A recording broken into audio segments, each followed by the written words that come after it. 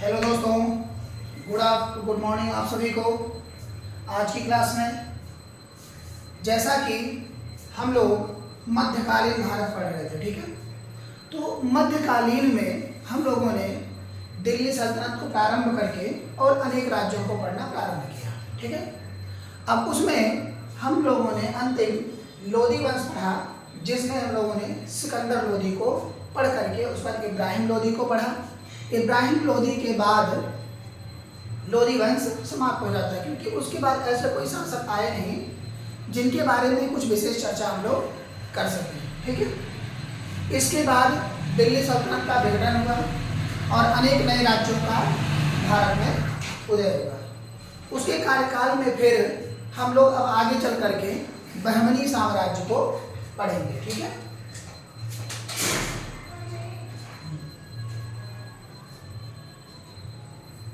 History, ठीक है। और आज जो हम लोगों को भारतीय राजवंश के बारे में पढ़ना है वह है बहमनी साम्राज्य।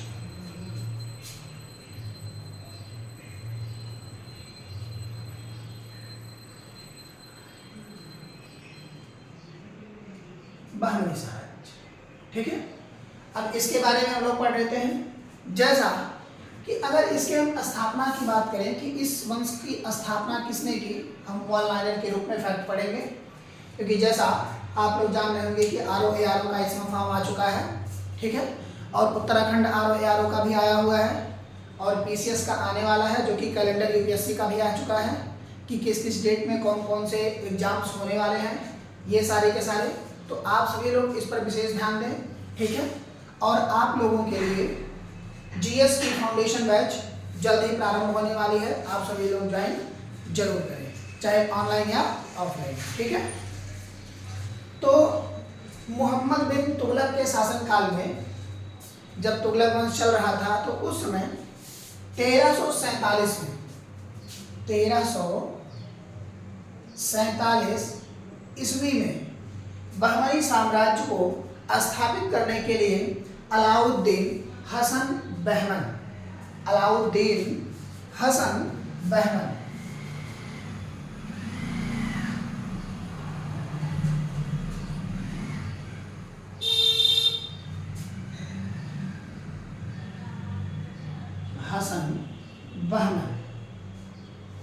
ये हसन बहमन इन्होंने अपना नाम धारण किया, और धारण करने के बाद इन्होंने क्या किया कि 1347 ईस्वी में बहमनी साम्राज्य को स्थापित किया, ठीक है, जो कि एक उपाधि के रूप में माना गया।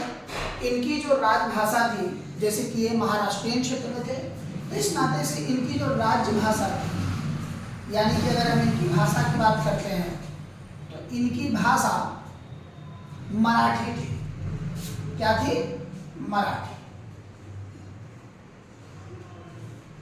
मराठी, ठीक है। उसके बाद अगले शासक के रूप में इन्होंने कुछ अपने कार्यकाल में कुछ विशेष नहीं किया, खाली इन्होंने स्थापना किया और इस समय मराठी राजभाषा के रूप में इन्होंने इसको प्रस्तावित किया। उसके बाद दूसरे शासक के रूप में अलाउद्दीन हसन बहमन आए, यानी कि अगर कहा जाए तो यही थे, अलाउद्दीन हसन बहमन, ठीक है। इन्होंने जब अपनी राजधानी बनाई तो इन्होंने राजधानी गुलबर्ग को बनाया। गुलबर्ग को इन्होंने अपनी राजधानी बनाया, गुलबर्ग खां इसका पूरा नाम था, ठीक है। और यह जो है एक ऐसा शासक था जिसने, जो हिंदुओं से जजिया कर लिया जाता था, ठीक है, उस जजिया कर पर इसने प्रतिबंध लगा दिया, यानी कि जजिया कर अब असूलने का प्रावधान उस समय तत्काल में इसके शासनकाल में बंद कर दिया गया था। इसके बाद दूसरे शासक के रूप में मोहम्मद शाह प्रथम आए। ये पहले शासक के रूप में आप लोगों के थे अलाउद्दीन हसन। उसके बाद दूसरे शासक के रूप में, यानी कि दूसरे शासक के तौर पर आए मोहम्मद शाह। मोहम्मद शाह प्रथम। ठीक है, इन्होंने भी अपने कार्यकाल में कुछ विशेष कार्य नहीं किए, लेकिन कुछ ऐसे परिवर्तन किए जिनके कारण इन्हें जाना गया। जैसे सार्वजनिक शराब गृह, जो कि ठेका आज के समय देखा होगा आप लोगों ने कि बिहार में पूरी तरह से बैन है, यानी कि प्रतिबंधित है, और यह हर जगह वास्तव में लागू होना चाहिए, क्योंकि इसको पीने के कारण जो हमारे मेटाबॉलिज्म होते हैं वो अन्यत्र तरीके से रिसाइकिल करते रहते हैं, जिनके कारण मानसिक स्थिति सही नहीं रहती और स्थिर नहीं हो पाती है, जिनके कारण अभद्रतापूर्ण व्यवहार किया जाता है। ठीक है, तो इन्होंने जो शराब था, शराब, उस पर प्रतिबंध लगा दिया। शराब पर प्रतिबंध लगा दिया और कहा अब यहाँ शराब नहीं बिकेगी। और दूसरा कार्य इन्होंने जो किया वह था पहली बार बारूद का प्रयोग किया गया यहाँ पर। ठीक है, यानी कि हम कह सकते हैं बारूद का प्रयोग, वो भी पहली बार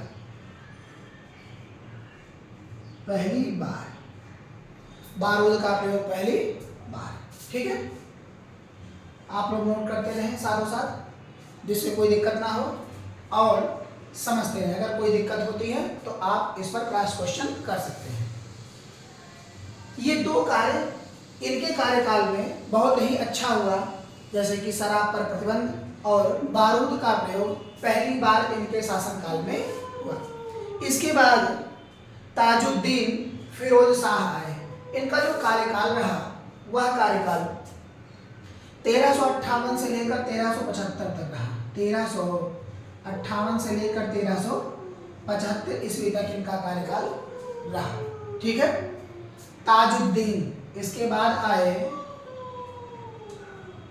ताजुद्दीन फिरोज शाह।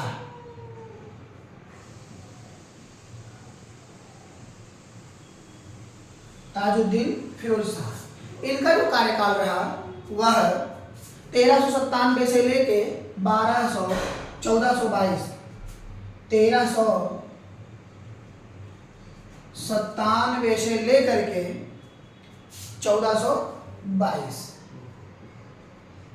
ईस्वी तक इनका कार्यकाल रहा।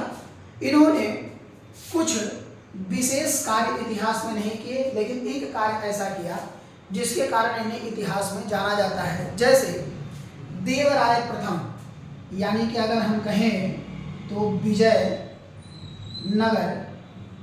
साम्राज्य, इसके आगे हम लोग यही पढ़ेंगे, विजयनगर साम्राज्य ही पढ़ेंगे। विजयनगर साम्राज्य के शासक देवराय प्रथम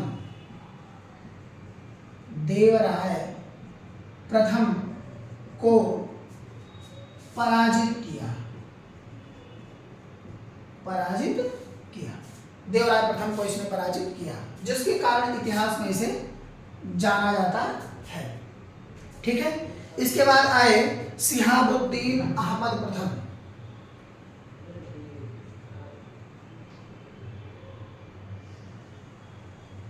शिहाबुद्दीन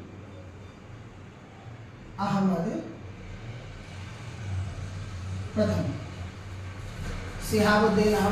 प्रथम 1422 से 1436, 1422 से 1436 ईस्वी तक इनका कार्यकाल रहा। इनका योगदान इतिहास में काफी महत्वपूर्ण रहा, जिनके कारण इतिहास के कालखंडों में इन्हें जाना जाता है। जैसे इन्होंने राजधानी को परिवर्तित किया। तो पहली राजधानी कहाँ थी? गुलबर्ग। यह राजधानी इन्होंने परिवर्तित करके और ला करके बीदर को बनाया। बीदर को इन्होंने अपनी राजधानी बनाया। ठीक है, बीदर और बरार दो जगह थे जिन पर एक पर तो राजवंश उदय हुआ और दूसरे पर इसको राजधानी बनाया गया है। ठीक है, इसे एक संत की उपाधि भारतीय इतिहास काल के खंड में दी जाती है, ठीक है। और अहमद कहा जाता है, इसे संत अहमद कहा जाता है। क्या कहा जाता है? संत अहमद। क्यों? क्योंकि यह बहुत ही उदार था। उदार होने का कारण था कि यह उदारता के कारण, जिसके कारण इसे संत अहमद की उपाधि दी गई, ठीक है। मिराज उल आस्कीन, मिराज उल आस्कीन यह रचना है इसकी।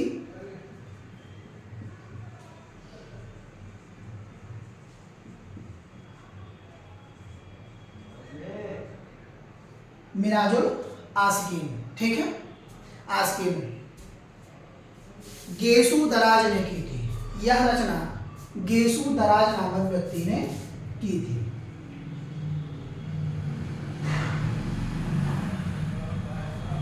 जिससे इसके संत अहमद होने अर्थात उदार होने की बातें इसमें बताई गई है।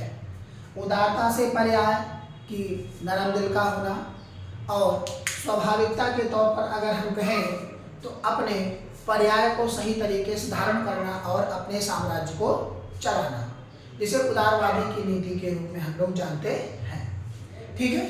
उसके बाद आए हुमायूं शाह। इस वंश के जो अंतिम शासक के रूप में आए, इनके बाद यह बहमनी राजवंश 5 भागों में डिवाइड हो गया, यानी कि 5 भागों में बटा। पहला भाग जो इनका था वह था बरार, दूसरा बीजापुर, तीसरा अहमदनगर, चौथा गोलकुंडा और 5वां बीदर के रूप में बना। तो ये 5 साम्राज्य बने। तो अभी हम इस समय हुमायूं शाह के बारे में पढ़ लेते हैं, और हुमायूं शाह के बारे में पढ़ने के बाद फिर हम लोग आगे की तरफ चलेंगे। आप सभी लोग इसको नोट कर लीजिए, फिर उसके बाद हम लोग आगे की तरफ चलते हैं।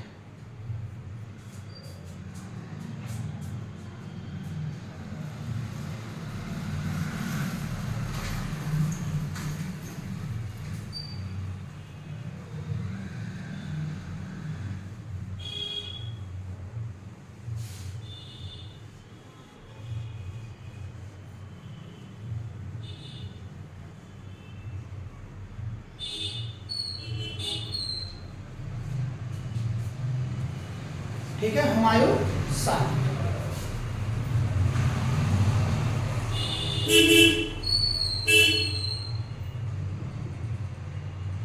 हुमायूं शाह, और इसका जो कार्यकाल रहा वह 1458 से लेकर के 1461 तक रहा। 1458 से लेकर 1461 ईस्वी तक इसका शासनकाल रहा। इसने जो कार्य किए उसके बारे में हम जान लेते हैं। जैसे कि यह एक क्रूर शासक के रूप में था, क्रूर शासक के रूप में था, और इसने कुछ चोरियां की। जैसे दक्कन का नीरो इसे कहा गया, यानी कि यह अपने साम्राज्य के बारे में ही पूर्ण रूप से जानकारी हासिल नहीं कर पाता था, जिनके कारण इसे नीरो कहा गया। दक्कन का नीरो, ठीक है। इसके बाद यह राजवंश प्रमुख 5 भागों में डिवाइड हो गया। जो इसका पहला भाग था वह था बरार, बरार। दूसरा जो इसका था वह था बीजापुर, यही बीजापुर है जिसको आदिल शाह ने जीता था, ठीक है। उसके बाद अहमदनगर,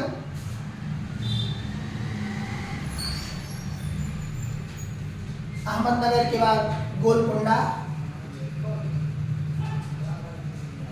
रानी दुर्गावती का क्षेत्र। उसके बाद अगला है बीदर। तो यह 5 भागों में बटा। अब एक एक भाग को हम लोग अलग अलग करके जानकारी प्राप्त कर लेते हैं कि कौन सा भाग किस तरह से था, ठीक है। तो चलिए हम लोग आगे पर देखते हैं।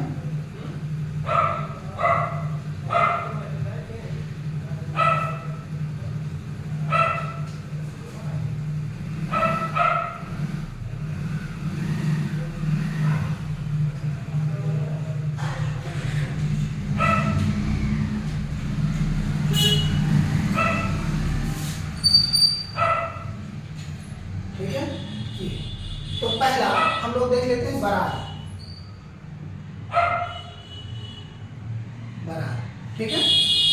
बरार में क्या था कि बरार में इमाम शाही राज्य यानी कि फतह उल्लाद अहमद का शासनकाल उस समय चल रहा था, जो कि 1484 ईस्वी में 1484 ईस्वी में, ठीक है।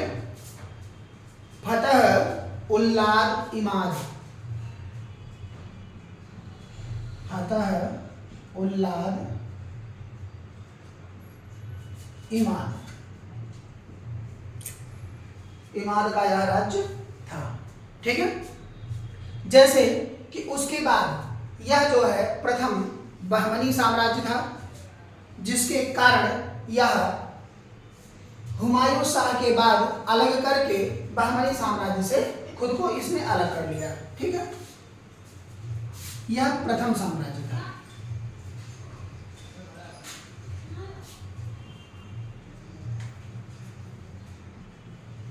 प्रथम साम्राज्य था जो कि यह बहमनी साम्राज्य से अलग हुआ था। दूसरा बीजापुर,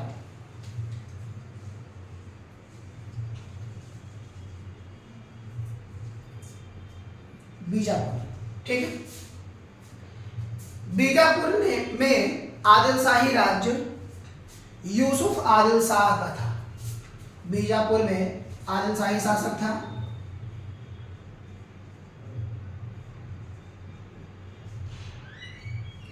आदिल शाही शासक था और उसमें आदिल शाह का शासन यानी कि यूसुफ आदिल शाह का शासन था। यूसुफ आदिल शाह का शासन था, ठीक है। यह शासनकाल इन्होंने 1489 से 90 ईस्वी में रखा। 1489 से 90 ईस्वी में इसे बहमनी साम्राज्य से बीजापुर को अलग किया, ठीक है। इब्राहिम आदिल शाह द्वितीय जगत गुरु की उपाधि धारण किया। क्यों? क्योंकि वह अपने प्रजा के प्रति दया था, जो मतलब दया किया था और उसकी प्रजा ने ही इसे जगत गुरु की उपाधि दी थी, ठीक है। अलबा बाबा या निर्धन का मित्र इसे कहा गया, यानी कि गरीबों का मित्र इसे कहा गया। क्या कहा गया? गरीबों का मित्र।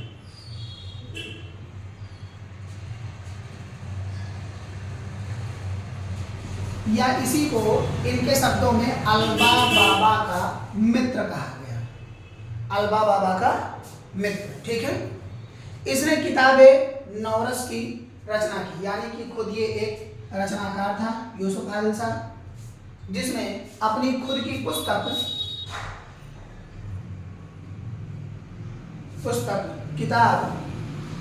किताब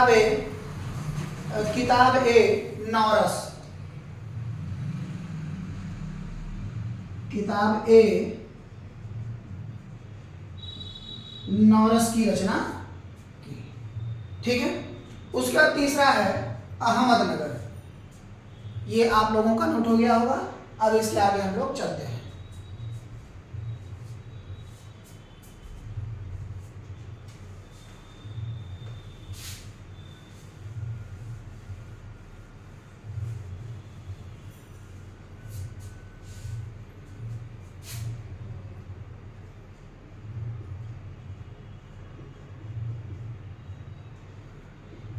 अहमदनगर, ठीक है।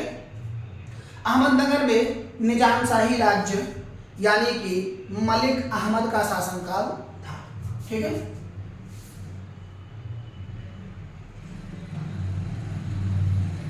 मलिक अहमद, निजाम शाही,